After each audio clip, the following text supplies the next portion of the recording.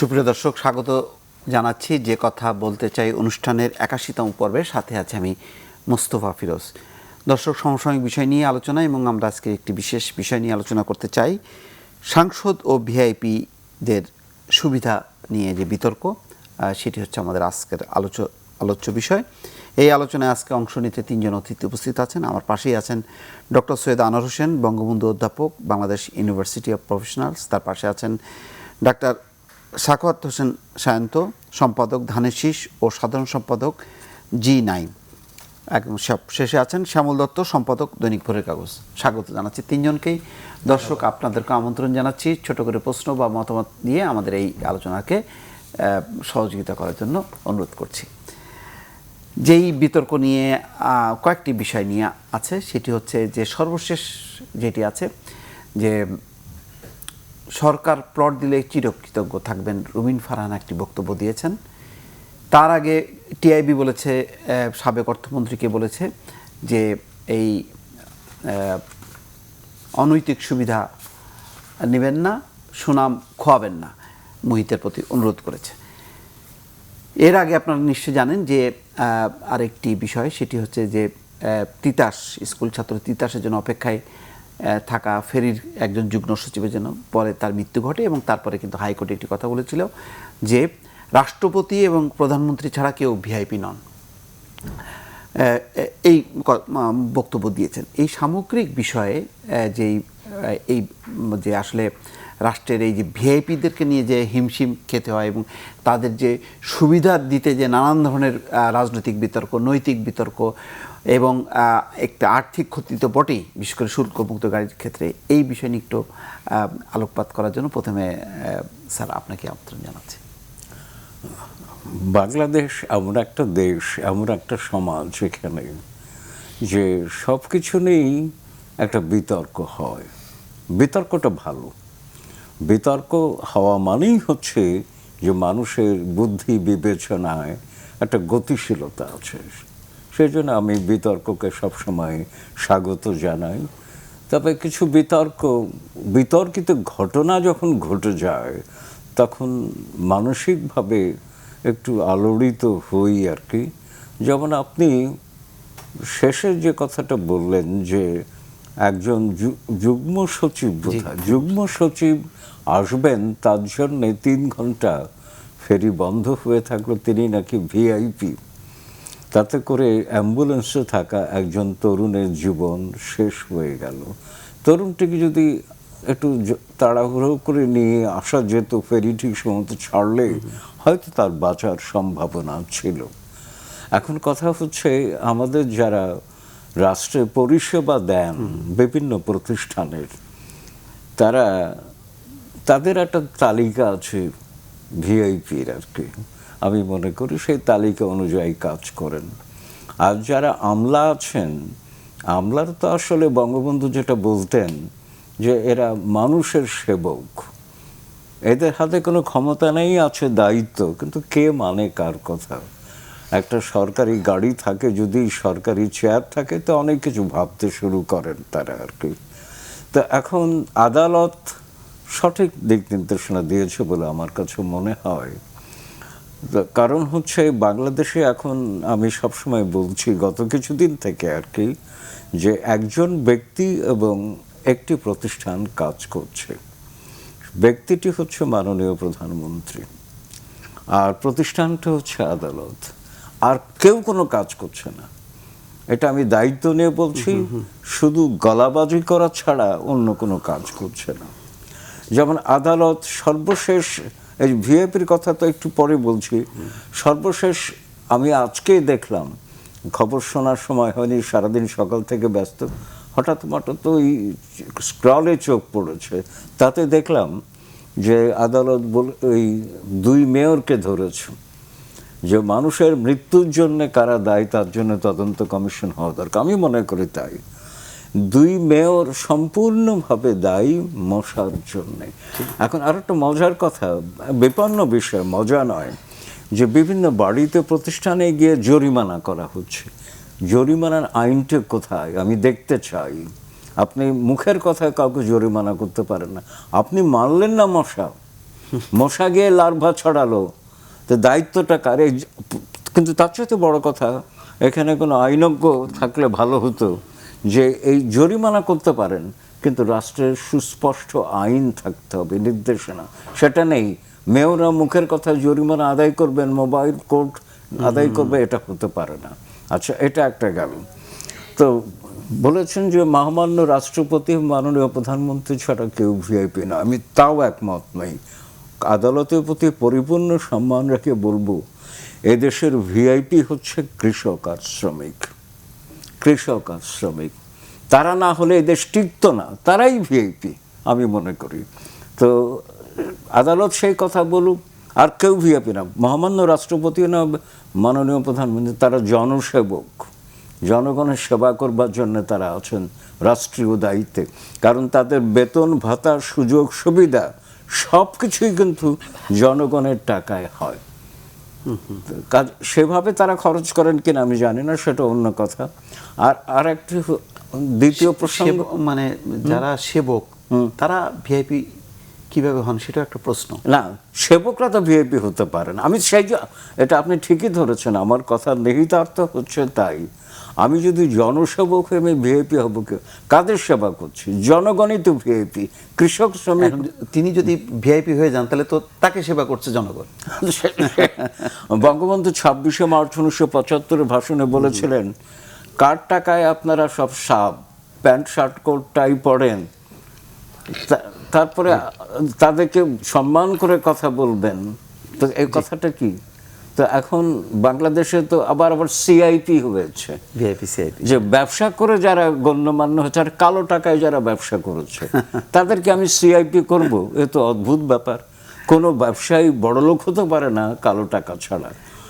ব্যবসায়ীদেরকে প্রণোদনা দেওয়ার মধ্য দিয়ে তারা যারা সৎ পয়সা ব্যবসা করে হয়েছেন তাদের একটা মর্যাদা দেন, কিন্তু দেশের জন্য যাদের অবদান আছে সেটা যাকে।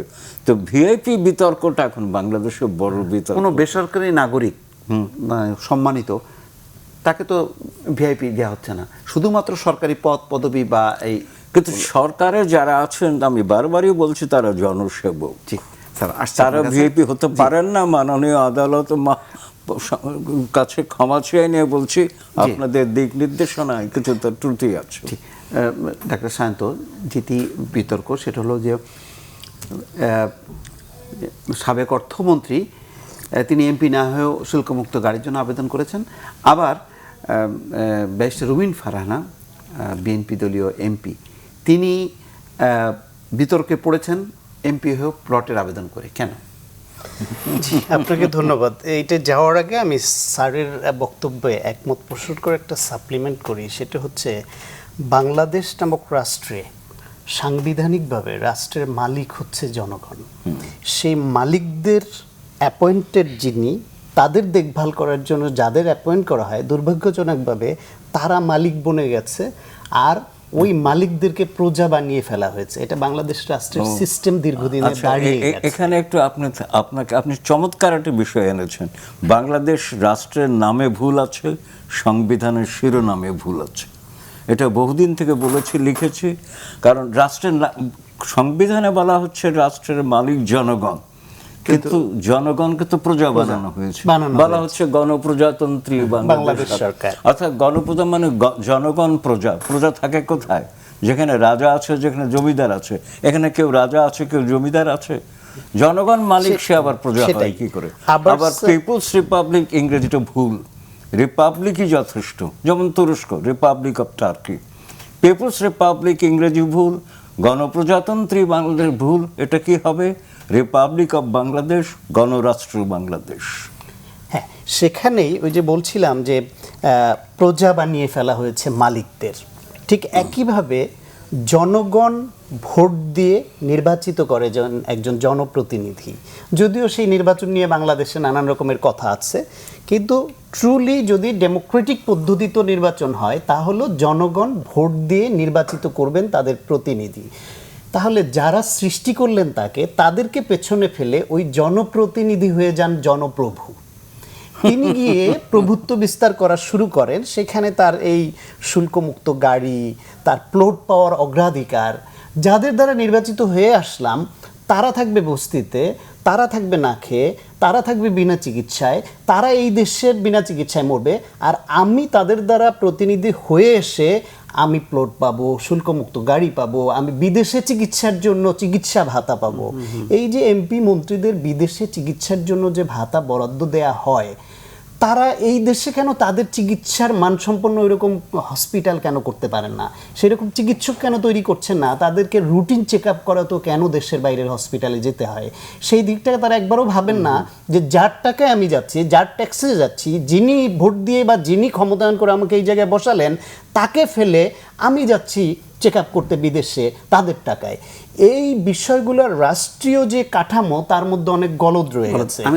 তার সুযোগেই রুমিন ফারহানের যে বিষয়টা আসছে বা অর্থমন্ত্রীর যে বিষয়টা আসছে, অর্থমন্ত্রী অত্যন্ত তার অতীত বর্ণাঢ্য অতীত, চৌকস মানুষ, ছাত্রজীবন থেকে অত্যন্ত চৌকস খেলোয়াড়, তার ক্যারিয়ার, লেখাপড়া, রেজাল্ট, আমলা হিসেবে, পরবর্তীতে অর্থমন্ত্রী হিসেবেও সফলভাবে অনেক কিছু করলেন, কিন্তু এত বছর অনেক কিছু এনজয় করেছেন। তার এই এমপি না থাকা সত্ত্বেও এখন এটাতে ওই যদি ওইটা আপনি ন্যায় অন্যায় যাই বলেন, নৈতিক মানদণ্ডে যাই বলেন, ওইটা তো শুল্কমুক্ত গাড়ি তারা তো বৈধভাবেই আনছেন এমপিরা, কিন্তু তিনি তো এখন এমপি নন।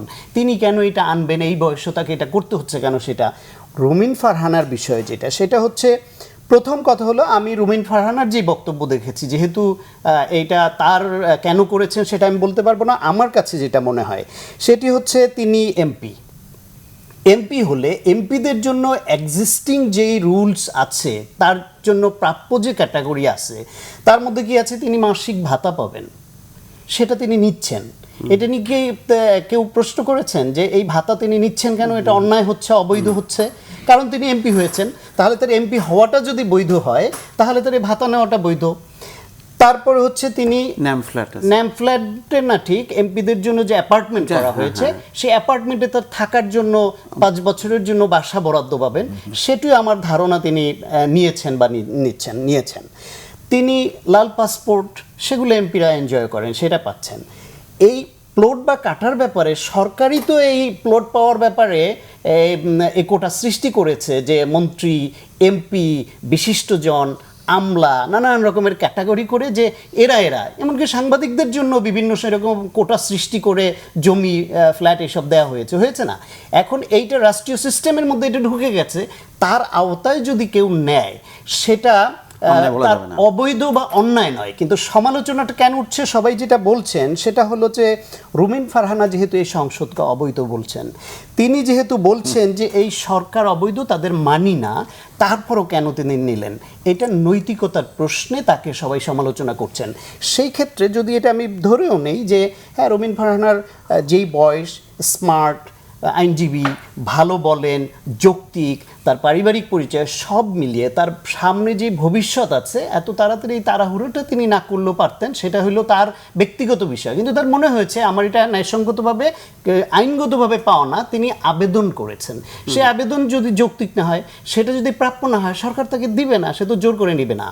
আর ওইটা নিলেই যে ওই সরকারকে বা ওই যে যারা বিনা ভোটে এমপি হয়েছে বা আগের রাতে ভোটকে 9-6 করে এমপি হয়েছে, তাদের গালি দেওয়া যাবে না বা সমালোচনা করা যাবে না, তা তো নয়।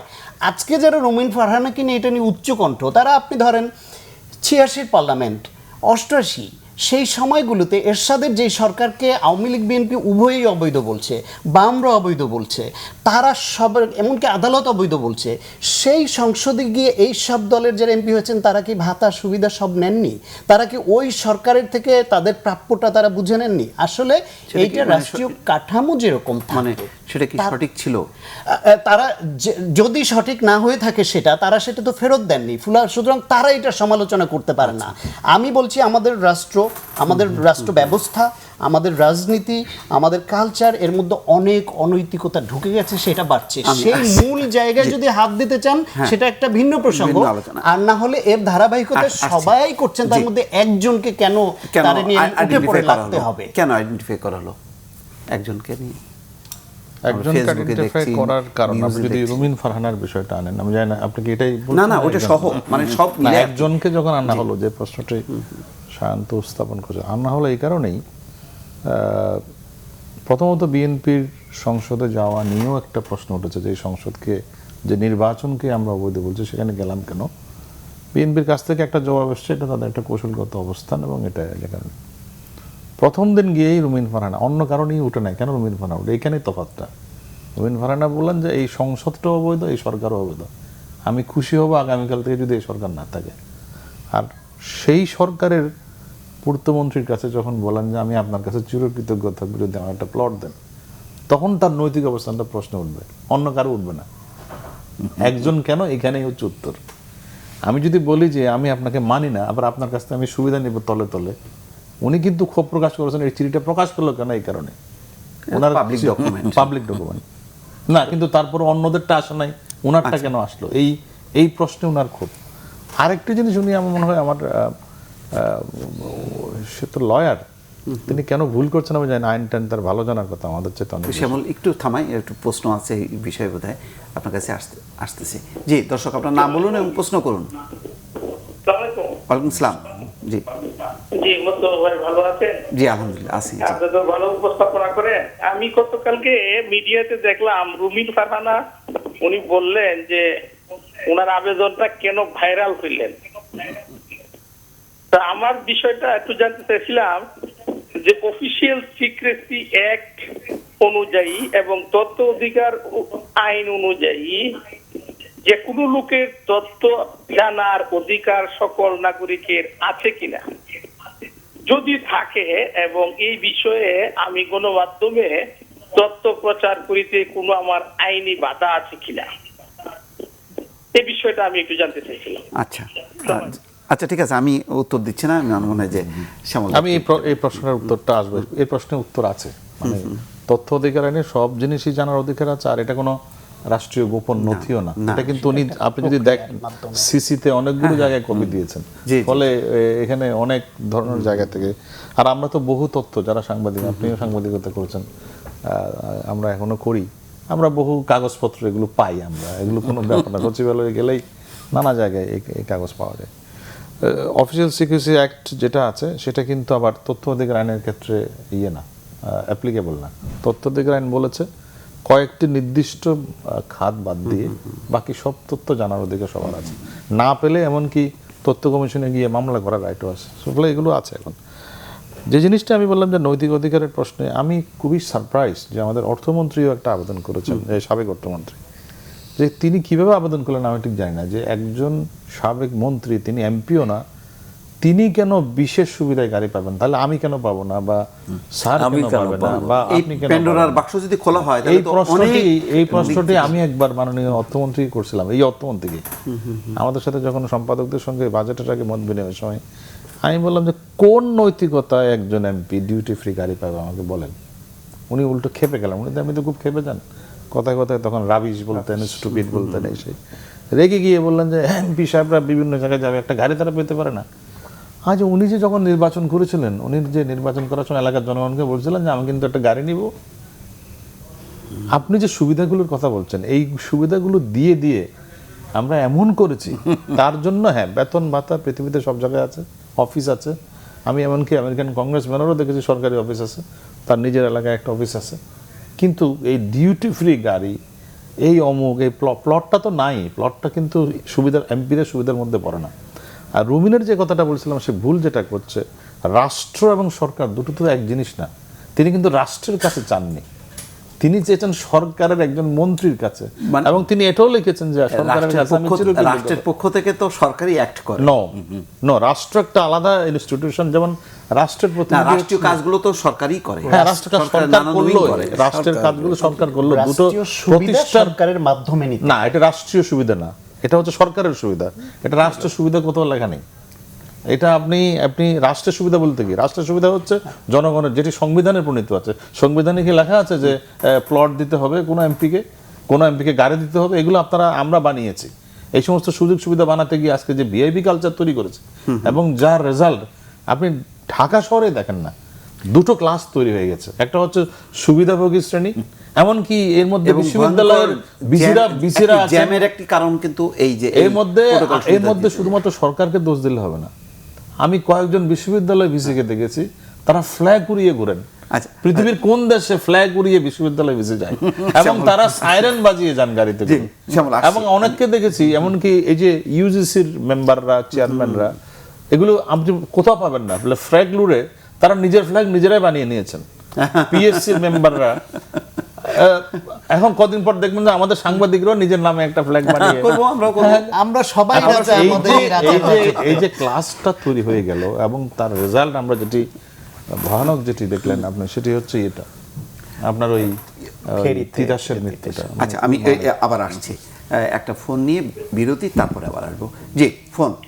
জি, আসসালামু আলাইকুম। ওয়ালাইকুম সালাম। আমি আসলে প্রখ্যাত সাংবাদিক, আমাদের চট্টগ্রামের গর্ব। আমার নাম আলম খান, চট্টগ্রাম থেকে। গল্প শ্যামল দত্তের যে ব্যাখ্যাটা রুমিন ফারহানার বিষয়ে পেলাম, আমি হতাশ হয়ে গেলাম। তার থেকে এরকম ব্যাখ্যাটা আশা করি না। সরকার অবৈধ বা সংসদ অবৈধ না হলে অনৈতিক তো অবশ্যই, কারণ দেশ বিদেশে কে না জানে এই সংসদ, এই সরকার অনৈতিক অবৈধ, ভোট ডাকাতি করে, ভোট চুরি করে হয়েছে। সেখানে এই 350 জন এমপি যদি সুবিধা পায়, তো রাষ্ট্রীয় সুবিধা, এই সরকার সুবিধা হবে কেন? এটা সাংবিধানিক সুবিধা। এটার জন্য রুবিন ফারহানা যে অ্যাপ্লাই করেছে, সেটা তো ফরম্যাট। আপনি 350 জন এমপি যে অ্যাপ্লাই করেছে তাদের ফরম্যাটটা বের করেন, তাদের এটা বের করেন, শুধু রুবিন ফারহানাটা বের করো কেন? 350 জনই কি আবেদন করেছে? তার মানে বিরোধী দলের কিছু হলেই সেটা ফাঁস হয়ে যাবে, সরকার দলের ফাঁস হয় না। গণমাধ্যম এগুলোর ব্যাপারে কপটতা করে। এটা অত্যন্ত দুঃখজনক। এটা রাষ্ট্রীয় সুবিধা, এটা সরকারি সুবিধা নয়। এই আচ্ছা। ব্যাখ্যাটা সেমন তথ্য থেকে আশা করি না। রুমিন ফারহানা একজন এমপি হিসাবে জি। উনি তার ভোট ডাকাতি করে সত্যি এমপি হয়েছেন। উনি যদি অ্যাপ্লাই করে, উনি কোনো ভুল অনৈতিক করে নাই, অন্যায় করে নাই। এটা বৈধ, মানে এটা আপনি কি সমালোচনা নিশ্চিত করতে যে এটা একটা ফরম্যাট আছে, এরকম সবাই আবেদন হ্যাঁ, করছে? format, হ্যাঁ। 300 তো বাকি 350 350 জনই আবেদন করেছে, আপনি জানেন? জি আচ্ছা জি, ওটা হচ্ছে ফরম্যাট, আচ্ছা। এটা আবেদন করতে হবে। করতে এটা তাই? format। প্রথমত আমি বলি, এবং আমার নয়, উনি দাবি অনেক- করবো, বিশেষ করে আমি দাবি করবো, আমি দাবি করবো এই যে গৃহায়ণ মন্ত্রণালয় থেকে যে বা যারা এইসব গোপন জিনিস বের করে 350 জন গোপন জিনিস হবে কেন? এটা তো তাদের ফাঁসি হওয়া উচিত, গোপন- তাদের শাস্তি হওয়া উচিত। এটা গোপন। আজ আপনি একটু উত্তেজিত আছেন, ঠিক আছে। হ্যালো, জি জি, শুনতে পাচ্ছি, বলুন ভাই। জি আমি একটু বলতে চাচ্ছিলাম, আমি হবিগঞ্জ থেকে বলছি, মোহাম্মদ আব্দুল গফুর। হ্যাঁ জি বলুন। জি, আমি গত সপ্তাহে শেয়ার করছিলাম চামড়ার একটা ব্যাপার নিয়ে প্রশ্ন করছিলাম। না, কিন্তু আজকে চামড়া না ভাই। জি, please, আমি জি, একটা আচ্ছা মিনিট বলুন। বলি, কাইন্ডলি আমি চামড়া না অন্য বিষয় বলবো। আচ্ছা আমি বলেন। এটাই বলি, যেন আমরা প্রশ্ন করতে গেলে যদি উত্তর না পাই, তাহলে আমাদের প্রশ্ন করাটা কি কাজে আসে? না না, অবশ্যই অবশ্যই আমরা চেষ্টা করি আর কি। জি বলুন। যে এখন আমার আজকের বিষয়টা এইভাবে আমি শেয়ার করতে চাচ্ছিলাম এই ব্যাপারে, যে আমাদের দেশের যে বর্তমান সরকার পরিচালিত হচ্ছে, বিষয়টা হচ্ছে আমাদের যে সংসদগণ আছেন তাদের যে দায়িত্ব দেওয়া হয়েছে মন্ত্রণালয়ে, প্রত্যেকটা বিভাগে একটা সেক্টর বুঝিয়ে দেওয়া হয়েছে। কিন্তু আমরা দেখতে পাচ্ছি সড়ক বিভাগ কথা বলে, স্বাস্থ্য বিভাগ নিয়ে, স্বাস্থ্য বিভাগ কথা বলে, নৌ বিভাগ নিয়ে, মানে এই ধরনের একটা- বুঝতে পারছি, এটা গোজামিল আছে। আপনার সুনির্দিষ্ট প্রশ্নটা, জি, আমাদের হাতে সময় নেই তো বেশি। জি বলুন। যে দায়িত্ব তারা তাদের দায়িত্ব পালন করে না কেন? পালন করেন না। জি তারা কেসের জন্য দায়িত্ব দেওয়া হলো। আচ্ছা, ধন্যবাদ, বুঝতে পারছি। যার যার দায়িত্ব তার পালন করা উচিত। জি শ্যামল, আমি একটু যদি শেষ প্রথমে একটু প্রশ্ন করতে বলি যে উনি হয়তো আমার প্রশ্নের পুরো উত্তরটা শুনেন না আগের বার। প্রথমত কথা হচ্ছে, এটা কোনো রাষ্ট্রীয় সুবিধা না, রাষ্ট্রীয় সুবিধা হতেই পারে না, এবং কারো জন্য না, শুধু রুমিন ফারহানা না, কোনো এমপির জন্য না। দ্বিতীয়ত, আমি এমপিদেরকে এই যে শুল্কমুক্ত গাড়ি দেয়া, এটারও বিপক্ষে। এবং এটা কোনো নিয়ে তো সুবিধাই ব্যাপক দেয়া বিতর্ক হবে। ছিল যখন নাকি এটা নিয়ে প্রচলন অনেক করা হয়েছে। বিতর্ক জি। আছে। আর আমি জানি না 350 জন এমপি অ্যাপ্লাই করছে কিনা, কারণ না, না, 350 যারা যারা পেয়েছে আছে, প্লাট সে তো পেতে আর পারে না। অ্যাপ্লিকেশন এটা কোনো রাইট হতে পারে না। আমি একটা অ্যাপ্লাই করেছি মাত্র, বাট আমি এটা দিব কি দিব না সেটা তো সরকারের এখতিয়ার, বিবেচনা। সুতরাং রাষ্ট্রীয় সুবিধার ব্যাপারটা অন্য, সেটা আপনি পাবেনই। যেমন আমি রাষ্ট্রের নাগরিক হিসেবে আমি কিছু সুবিধা পাবো, সেটা সবার জন্য প্রযোজ্য, বা রাষ্ট্র যাকে নির্ধারণ করে তার জন্য প্রযোজ্য। কিন্তু সরকারের বিষয়টি কিন্তু যেমন সরকারের- বেতন ভাতা যেটা বেতন বলি, ভাতা, সেটা তো এটা- আমি এটা- পাবোই, হ্যাঁ। না, রাষ্ট্র হিসেবে আমার সংবিধানে যে বিধিবিধান আছে, একজন নাগরিক হিসেবে আমার কতগুলো রাইটস কিন্তু দেওয়া আছে। আমার কথা বলার অধিকার, আমার কিন্তু সেখানে ওর আত্মনিয়ন্ত্রণ অধিকার। আবেদনে তো কোনো বাধা নেই। আবেদনে কোনো সে তো বাধা কোনো নেই। অন্যায় না, করেনি। না, সেটা কোনো অন্যায় করেনি, আমি সেটাতে মনে করি না। কিন্তু ওনারটাকে নিয়ে প্রশ্ন তুলছে নৈতিকতার প্রশ্নে, যে আমি যদি বলি যে সরকারটা অনৈতিক, অবৈধ, আমি তার কাছে আবার প্লট চাচ্ছি, সরকারের কাছে, নট রাষ্ট্রের কাছে। আমি সরকারের একজন মন্ত্রীর কাছে চেয়েছি, এবং উনি এটাও লিখেছেন সরকারের কাছে চিরকৃতজ্ঞ থাকবো। উনি বলা নাই যে রাষ্ট্রের কাছে চিরকৃতজ্ঞ থাকবো। সুতরাং এখানে ওনার নৈতিকতা নেই, এটা অ্যাপ্লিকেশন করতে কোনো সমস্যা নেই, এটা কোনো, কিন্তু আমি এই অ্যাপ্লিকেশনের বিপক্ষে। আমার কথা হচ্ছে এমপিদেরকে আলাদা করে প্লট দেবো কেন আমি, বা অমুক বিশেষ গোষ্ঠীকে প্লট দেবো কেন? এই যে যে কালচারটা তৈরি হয়েছে বাংলাদেশে, এমপিদের জন্য কোটা, অমুকের জন্য কোটা, অমুকের জন্য কোটা, দেখা যাবে এই কোটার বিরুদ্ধেই তো ছাত্ররা আন্দোলন করলো, এই কোটা আন্দোলন করতে গিয়েই তো দেখা গেল ইয়ে। আচ্ছা, ঠিক আছে, তো ধন্যবাদ। এখানে আমার ধারণা এই সংস্কৃতিটা, এমপিদেরকে এই সুবিধা দেওয়ার সংস্কৃতিটাতে আমাদেরকে একটু বেড়ে আসতে হবে। জি, আমরা যে একটা পরিসংখ্যান একটা দেখা যাচ্ছে যে চীনের 137 কোটি জনসংখ্যার দেশে মাত্র 443 জন, আমেরিকা, ব্রিটেন, ফ্রান্স সবগুলি দেখা যাচ্ছে 1 থেকে 150 এইরকম সংখ্যার মধ্যে ব্যক্তি যারা ভিআইপি প্রোটোকল পান। কিন্তু সেই অর্থে কিন্তু আমাদের এখানে যে সংখ্যাটা, আমি যদি সব এমপি ধরেন, অন্য অন্য ক্যাটাগরিতে এই যে যুগ্ম সচিব, সচিবরা তো এখন যেভাবে একটা গানম্যান সহ একেবারে কি বলে ওয়াইফাই লাইন, মোবাইল, যেই সুবিধাগুলো ক্রমশই তাদেরকে দেয়া হচ্ছে, সেটা কতখানি মানে যৌক্তিক এবং নৈতিক? আমি আপনার আমলাতান্ত্রিক সুযোগ সুবিধার যে ফিরিস্তি আপনি দিলেন তার সঙ্গে একটা যোগ করি। কিছুদিন আগে আমাদের অবসরপ্রাপ্ত সচিব মহোদয়রা মাননীয় প্রধানমন্ত্রীর কাছে আবেদন করেছিলেন যে অবসরের পরেও তাদের বাড়ি, গাড়ি, ভৃত্য, পিয়ন সব দিতে হবে। ভাগ্যিস মাননীয় প্রধানমন্ত্রী গুরুত্ব দেননি, দিলে তো একটা বিপ্লব হয়ে যেত। যাকে আমি যেটা প্রস্তাব করব, আমার জানা মতে বাংলাদেশে তথাকথিত সরকারি সুবিধা বা রাষ্ট্র সুবিধার প্রাপ্ত সংখ্যা সবচেয়ে বেশি। এই যে ভিআইপি তকমা, এটাও কিন্তু একটা সুবিধা আর কি। তো এখন কথা হলো একটা কমিশন করতে বলি সরকারিভাবে, যে কমিশন দেখবে যে পৃথিবীর কোন দেশে সাংসদ বা আমলাতন্ত্র কতটুকু সুবিধা পান, তার তুলনায় আমরা কোথায় আছি, সুবিধা আদৌ পান কিনা, পেলে কতটুকু পান। যেমন আমি কাগজে পড়েছি, কাগজের তথ্য যদি ঠিক হয়, ফিনল্যান্ডের একমাত্র প্রধানমন্ত্রী গাড়ি পান, আর সব মন্ত্রীরা জনপ্রতিবহন যেটা আছে, গণপ্রতিবহন, পাবলিক পরিবহন, তাতে করে অফিসে যান, আসেন, এবং তাতে কোনো সমস্যা হয় না। বাংলাদেশে এমপি হলে সুবিধার একটা লম্বা ফিরিস্তি পায়। প্রথম কাজ হলো এমপিদের, সেটা তাদের প্রতি সামাজিক সম্মান রেখেই বলছি, একটা শুল্কমুক্ত গাড়ি। তা আমার প্রশ্ন কিন্তু, যেভাবে আমরা সবাই বলছি এখানে, তাহলে আমি কেন শুল্কমুক্ত গাড়ি পাবো না? আমি কি বাংলাদেশের নাগরিক না? নাগরিক কিন্তু সার্বভৌম অস্তিত্ব। এবং এখানে তো আলোচনা করা হলো যে নাগরিক ভোট দিয়ে এদেরকে বিভিন্ন পদে বসিয়েছেন, তো নাগরিক তো ক্ষমতা বেশি হওয়া উচিত আমি মনে করি। এরা তো নাগরিকের উপর নির্ভরশীল। তো সেই জন্য আমি বলবো যে এমন বিতর্কের মধ্যে না যেয়ে বাংলাদেশ যতই আর্থিক দিক থেকে উন্নতি করুক, একটা বিষয় কিন্তু মনে রাখতে হবে যে আমরা তো গতকালই আজকেই বোধহয় পড়লাম যে গত বছরই আন্তর্জাতিক মুদ্রা তহবিল, IMF, স্যার আমি একটু আপনাকে বলি, সুইডেনে একটা বলছে যে মাত্র 46 বর্গমিটার একটা অ্যাপার্টমেন্ট আছে এবং সেখানে শুধুমাত্র একটা খাট আছে, এবং যদি তার সঙ্গী থাকতে চান তাহলে ওই ভাড়ার আবার অর্ধেক আবার সরকারি কোষাগারে জমা দিতে হবে। সুইডেনের পার্লামেন্টে, সুইডেন, তো সেই জন্য কমিশন করা, কমিশন করে সরকারি সুবিধা কে কতটুকু পাবে সেটা নির্ধারণ করা দরকার। এভাবে ইচ্ছামতো দেওয়া ঠিক না।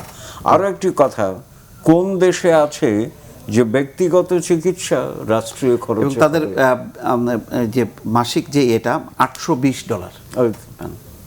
তো তাহলে এখানে তো এখন তো তথ্য প্রযুক্তি কদিন আগে বলি আমরা যুগ আর কি, সব তথ্য নেদারল্যান্ড গিয়েছিলাম। তো এখন কথা, তারপরে আরো একটা কথা বলি, আমার নিজের পেশা সংক্রান্ত। আমি মাঝে মধ্যে বাংলাদেশের বিভিন্ন গণবিশ্ববিদ্যালয় বলতে আমি পাবলিক ইউনিভার্সিটি বাংলা করছি বা জনবিশ্ববিদ্যালয়, উপাচার্যদের যে ভবন আমি দেখেছি, ওরে বাবা রে বাবা। এখন অথচ কদিন আগে আমি মেদিনীপুর বিদ্যাসাগর বিশ্ববিদ্যালয়ে গেলাম, আমি যে অতিথিশালায় ছিলাম, আমার পাশেই ওই বিশ্ববিদ্যালয়ের উপাচার্য, যিনি নাম করা পণ্ডিত মানুষ, অধ্যাপক রঞ্জন চক্রবর্তী, তার বাড়ি দেখলাম। সে বাড়ি আমাদের ঢাকা বিশ্ববিদ্যালয়ের যে বাংলোগুলো আছে টিএসসির পাশে, তার চেয়েও খারাপ উপাচার্য থাকে। কিন্তু তিনি যখন সেমিনারে প্রবন্ধ পড়লেন, আমি অবাক বিস্ময়ে তাকিয়ে রইলাম, এই পাণ্ডিত্য তার। আমাদের জনবিশ্ববিদ্যালয়ের কোনো উপাচার্য কোনো কনফারেন্সে কেউ প্রবন্ধ পড়েন না আর কি। তো এখন কথা হচ্ছে রাষ্ট্রীয় সুবিধা জনগণের টাকা থেকে, মূল প্রশ্ন কিন্তু সেটা। জনগণের টাকা আপনি কতটুকু খরচ করবেন, কতটুকু খরচ করবার এখতিয়ার আছে, এগুলো নিয়ে একটা কমিশন হয়। কমিশনের কথা বলছেন, আমি আপনাকে বলি যে এটা কি গণতান্ত্রিক ব্যবস্থায় যখন কি একটা সংকট তৈরি হয় তখন কি নানান রকম প্রোটোকল সুবিধা বা অন্যান্য সুবিধাগুলি বাড়ে বিশেষ কারণে? হ্যাঁ, সেটা বাড়ে। আমি এইবারও একটু, স্যার আমাদের গুরুজন এবং অভিভাবক তুল্য মানুষ, স্যার তো কমিশনের প্রতি খুব জোর দিয়েছেন, এটা আমার ভালো লেগেছে যে পৃথিবীর বিভিন্ন দেশে এমপিরা কী সুবিধা পান, মন্ত্রীরা কী পান, যেটা আপনিও বলছিলেন সুইডেনের উদাহরণ, সেটা করা। তার আগে এই স্যারদের মতো অভিভাবক যারা আমাদের দেশের এখনও যাদের দিকে আমরা তাকিয়ে থাকি, আপনাদের থেকে ওই প্রস্তাবটা পেলে আমরা খুশি হই যে এই যে যাদের জন্য কমিশন নিয়োগ করে ঠিক করবেন যে কী কী সুবিধা পাবে, তার আগে আরেকটা কমিশন করেন, ওরা যেন ট্রুলি জনপ্রতিনিধি হয়, সেই ব্যবস্থাটা যাদের আসে। তিনি জনগণের ভোটে আসলেন না, তিনি জনপ্রতিনিধি না, তার জন্য কমিশন করে আবার সুবিধা নির্ধারণ, তিনি নিজেই অবৈধ বা এটা অন্যায্য বলতে পারি, আইনের দৃষ্টিতে অবৈধ এটা প্রমাণ করা কঠিন, কিন্তু তিনি নিজেই অনৈতিক এবং অন্যায্য। সুতরাং ওই গোড়ায় যদি স্যার আপনারা একটু হাত না দেন, আমরা সবাই যদি এক সুরে না বলি, তাহলে হয় না। আর যেটা সেটা হচ্ছে যেই আপনি যে দিকে গেছেন যে রাষ্ট্রের কন্ট্রোল বা চেইন অফ কমান্ড, এগুলো থাকতে হলে সব কিছু নিয়ম মাফিক আসতে হয়। কখনো কখনো নিয়ম মাফিক না এসে উপর থেকে অস্ত্রের জোরে বা হুকুমদারি করে কিছু সময় কন্ট্রোল করা যায়, কিন্তু একটা সময় যখন যাদের ব্যবহার করে এইসব কাজ করবে, আমি খোলাসা করেই বলি, এই ধরেন প্রশাসন বা বিভিন্ন যেই রাষ্ট্রযন্ত্র যাদেরকে ব্যবহার করে 30 ডিসেম্বরের যে নির্বাচনটার অনুষ্ঠিত হলো দেশে, নির্বাচন বলতেও আমার খারাপ লাগে, রুমিন ফারহান এই সংসদে প্রথম দিন বলেছিলেন যে প্রত্যেকটা এমপি যার যার বুকে হাত দিয়ে বলেন তো আপনি ঠিকভাবে এমপি হয়েছেন কিনা। আমরা চারজনও যদি প্রত্যেকে নিজের বিবেককে জিজ্ঞেস করি যে এই নির্বাচন হয়েছে কিনা, তাহলে সেই রকম একটা নির্বাচন নামের প্রহসন যাদের ব্যবহার করা হয়েছে, তাদের মধ্যে ওই বোধ একসময় তৈরি হওয়া অস্বাভাবিক নয় যে আমাকে ব্যবহার করে উনি চেয়ার নিয়ে উনি অবৈধ ক্ষমতা দেখাবেন, উনি লুটপাট করবেন, উনি সম্পদের পাহাড় করবেন, উনি সম্পদ বিদেশে পাচার করবেন, আর আমাকে ব্যবহার করবেন, আমি কেন করব না, আমি তো ওইখানে একটা পাপ করেছি, আর দুইটা পাপ করলে ক্ষতি কি? সুতরাং এইভাবে যদি রাষ্ট্র ব্যবস্থার মধ্যে আপনি চেইন অফ কমান্ড ফিরিয়ে আনতে চান, তাহলে একটা সিস্টেমে ঢুকতে হবে, একটু সৎ হতে হবে, একটু নিয়মের দিকে যেতে হবে। একটু শ্যামল দত্ত, একটু না মনে হয় একটু কেন সৎ হবো, আমি যাই হোক, একটু আশা করি ওটুকুই দেন। আমাদের মধ্যে সততার জায়গাটি আনতে হবে, আমাদের এমপিদের মধ্যে আনতে হবে, পলিটিশিয়ানদের মধ্যে আনতে হবে। এবং এই যে প্রোটোকলটা ভিআইপি কারা পাবেন না পাবেন যেটা বলে স্যার বলেন, এটা না কিন্তু এগুলো তো আইন আছে, এই আইন আছে, আইন যে নাই তা না, কিন্তু আমরা তো আইন মানি না, আইন তো আমরা মানছি না। বিশ্ববিদ্যালয়ের ভিসির গাড়িতে কেন ফ্ল্যাগ লাগবে, এটা কি আইনে আছে আর নাই যে এটা লাগানো যাবে না? আইনকে পরোয়া করছে না কেউ। আপনি এখানে যে বিভিন্ন জন নিজেরা পতাকা বানিয়ে ঘুরছে এবং নিজেতে, আপনি ঢাকা শহরে দেখবেন অসংখ্য গাড়িতে একটা ফ্ল্যাগ স্ট্যান্ড লাগানো, কি কারণে লাগানো আমি জানি না। এটি কোনো একটা সরকারি গাড়ি হলেই তার পাশ দিয়ে একটা এরকম একটা এবং ডান্ডা আছে এবং একটা কভার আছে, এটি কোনো ফ্ল্যাগ মানে ফ্ল্যাগ কার্ড না, কিন্তু এই ডান্ডার একটা ইয়ে আছে সমাজে, একটা এটার একটা ইয়ে আছে, মূল্য আছে। আপনি দেখবেন ডান্ডাওয়ালা গাড়িটা উল্টা দিকে যাবে, কেউ ধরবে না গাড়ি, সেটি যার গাড়ি হবে। সো এই যে জায়গাটি, আপনি কি একটা সরকারি নির্দেশ দেখেছেন যে ঢাকা শহরে যে সমস্ত গাড়িতে এই যে ফ্ল্যাগ স্ট্যান্ড আছে এগুলো খুলে ফেলার জন্য কোনো নির্দেশ দেওয়া হয়েছে? কারণ ফ্ল্যাগ স্ট্যান্ড তো তার গাড়িতেই থাকবে যিনি ফ্ল্যাগ ব্যবহার করবেন, কিন্তু আপনি সচিবালয়ের 100% গাড়ির ফ্ল্যাগ স্ট্যান্ড আছে, সেখানে সিনিয়র সহকারী সচিব থেকে শুরু করে আপ টু সচিব পর্যন্ত প্রত্যেকেরই, সচিবের তো ফ্ল্যাগ স্ট্যান্ড পাওয়ার কথা না, কিন্তু ফ্ল্যাগ কার্ড না পাওয়ার কথা না। কিন্তু এই যে আমাদের সংস্কৃতি, সেখান থেকে তো আমরা বেরোতে পারছি না। এবং দুর্ভাগ্যের ব্যাপার, এটা এমপিদের ক্ষেত্রেও সত্য। এমপি হলে গাড়িতে একটা লোগো লাগায়, জানি এটা কোথা থেকে আসছে বলেন তো আমাকে? এই যে লোগো একটা আপনি লাগিয়ে দিলেন গাড়ির মাঝখানে, এই সুবিধাগুলো তো আপনি নিজে নিজে আপনি বানিয়ে নিয়েছেন। রাইট। এবং অনেক এমপি দেখেছি তারা এখন এলাকায় গেলে নাই। তারপরে ইদানিং আরেকটি সুবিধা দেওয়া হয়েছে, ওই যে সংসদীয় কমিটির সভাপতি, নিজের একটা সংসদের পতাকা লাগিয়ে ঘুরেন, এটাও তো পাওয়ার কথা না। ফ্ল্যাগ রুলে তো এরকম কোনো ফ্ল্যাগের সংজ্ঞা নাই। বাংলাদেশের ফ্ল্যাগের সংজ্ঞা তো আছে, কি ফ্ল্যাগটা কি, কিন্তু এটা কোত্থেকে আসলো এই ফ্ল্যাগ? আচ্ছা, একটা মৌলিক প্রশ্ন তুলি, সেটা ছোট্ট করে বলি যে আমাদের দেশের যারা যারা রাষ্ট্রপতি, মহামান্য রাষ্ট্রপতি, প্রধানমন্ত্রী, মন্ত্রী, রাজনীতিবিদ সবাই চিকিৎসার জন্য বিদেশে যান। হাঁচি পড়লেও দেখতে যান সিঙ্গাপুরে যে হাঁচিটা কেন পড়ল, আমি কেন পাবো না? আমার প্রশ্ন জাতির কাছে। আরেকদিন আলোচনা করবো। দর্শক, আমরা এই বিষয় নিয়ে আমাদের আলোচনা এখানেই। আগামীকাল নিশ্চয়ই আমরা ভিন্ন বিষয় নিয়ে অন্য অতিথিদেরকে নিয়ে হাজির হব। সে পর্যন্ত ভালো থাকুন, সুস্থ থাকুন সবাই।